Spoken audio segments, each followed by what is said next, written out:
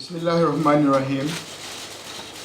Malaysia continues to work out the diplomatic, technical and logistical challenges involved in the search for MH370. We are still awaiting information from the Australian search and rescue operation as to whether the objects shown in the satellite images released by Australia yesterday are indeed related to an MH370. In the meantime, we are continuing search and rescue operations in the rest of the southern and northern corridors. I'll now give you a brief operational update as usual. Search efforts southwest of Perth continues, and the Australian authorities are intensifying their efforts in the area. HMAS Success is due to reach the vicinity of the object tomorrow. China has deployed 5 ships and 3 ship-borne helicopters, which are currently heading towards the southern corridor. 3 Chinese aircrafts, 2 Illusion 1 IL-76s, and 1 Shaanxi Y-8 arrived in Malaysia at 1100 this morning. They will also be searching in the southern corridor. Japan is deploying its assets to Perth, including 2 P-3 Orions, to assist with the Australian search efforts. This morning, I've spoken with the Acting High Commissioner from the United Kingdom, who confirmed that the Prime Minister has spoken to the Prime Minister of the UK, and the HMS Echo is already heading towards the southern Indian Ocean to support the search effort.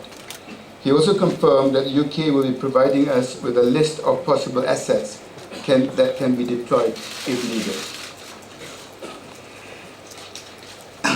He also reaffirmed that in addition to the technical support provided so far, it stands ready to provide further specialist search and investigative assistance once more information about the fate of MH370 becomes known. I've also been in touch with the French delegation, which is led by the French ambassador to Malaysia and includes the men who led the investigation into Air France 447 crash. They have agreed to assist us with their considerable experience and expertise. I will also be speaking to the US Secretary of Defense at 21:15 tonight to request further specialist assets to help with the search and rescue efforts, including remotely operated vehicles for deep ocean salvage. The Kazakhstan authorities have assured us that they have not found any trace of MH370, and we are awaiting permission for Kazakhstan to be used as a staging point for search operations.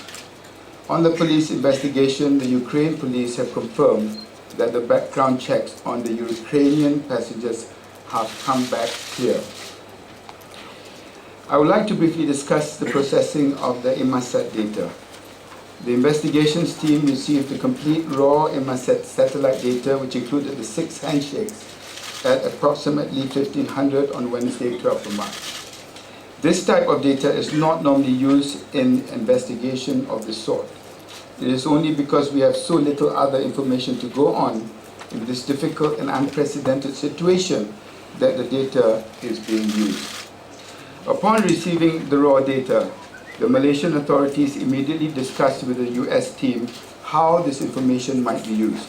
The US team and the investigations team then sent the data to the US, where further processing was needed before it could be used.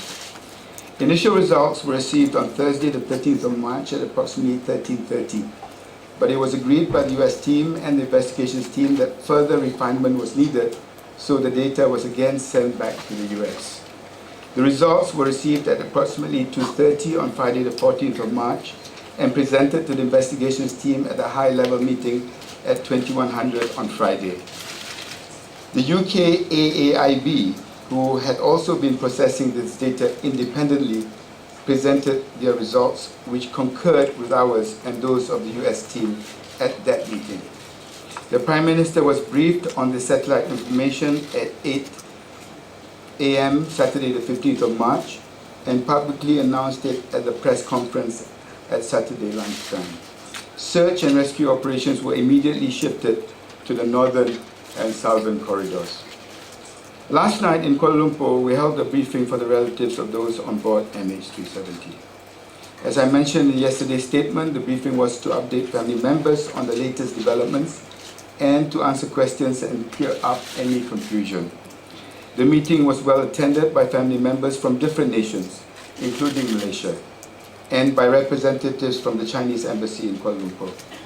A high-level Malaysian delegation, including representatives from Malaysian Airlines, the Department of Civil Aviation, the Ministry of Transport, the Ministry of Defence, the Ministry of Foreign Affairs, and the National Security Council also attended the meeting.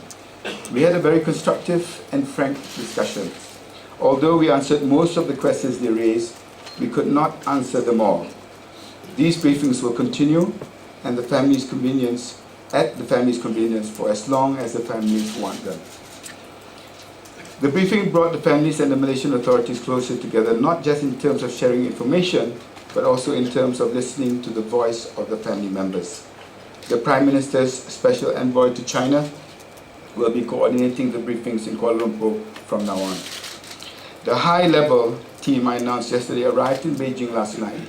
Today they met with family members for 3.5 hours.